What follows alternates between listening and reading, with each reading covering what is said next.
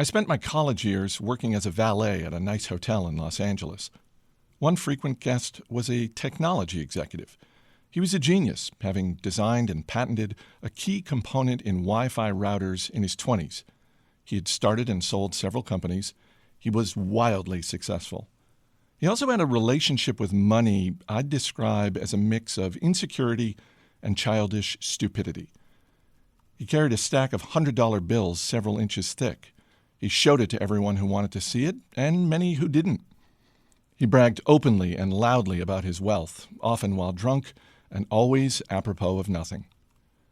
One day he handed one of my colleagues several $1,000s of cash and said, "Go to the jewelry store down the street and get me a few $1,000 gold coins."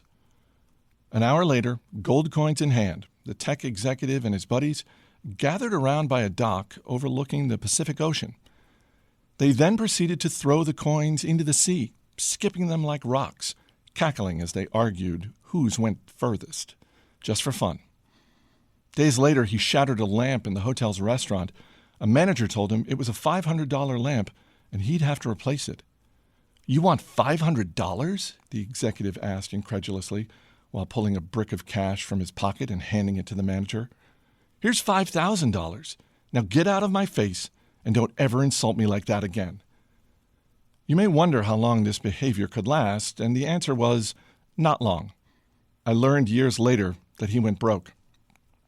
The premise of this book is that doing well with money has a little to do with how smart you are and a lot to do with how you behave. And behavior is hard to teach, even to really smart people. A genius who loses control of their emotions can be a financial disaster. The opposite is also true.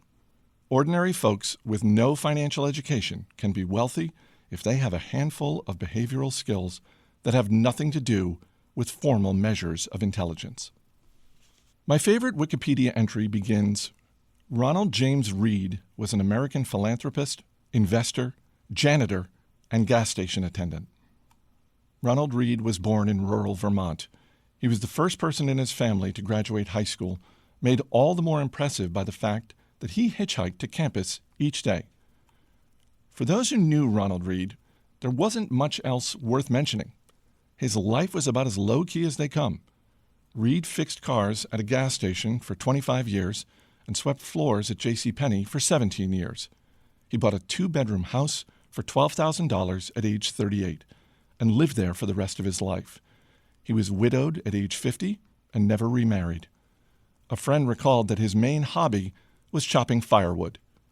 Reed died in 2014, aged 92, which is when the humble rural janitor made international headlines.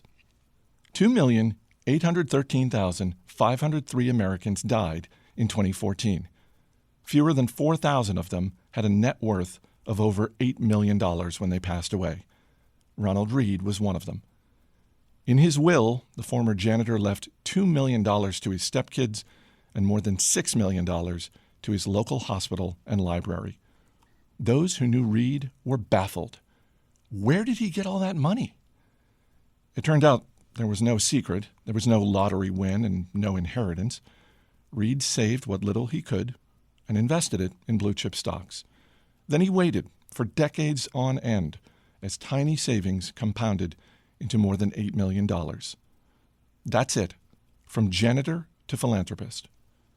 A few months before Ronald Reed died, another man named Richard was in the news. Richard Foscone was everything Ronald Reed was not. A Harvard-educated Merrill Lynch executive with an MBA, Foscone had such a successful career in finance that he retired in his 40s to become a philanthropist. Former Merrill CEO David Kamansky praised Foscone's business savvy, leadership skills, sound judgment, and personal integrity. Crain's Business magazine once included him in a 40 under 40 list of successful business people. But then, like the gold coin skipping tech executive, everything fell apart.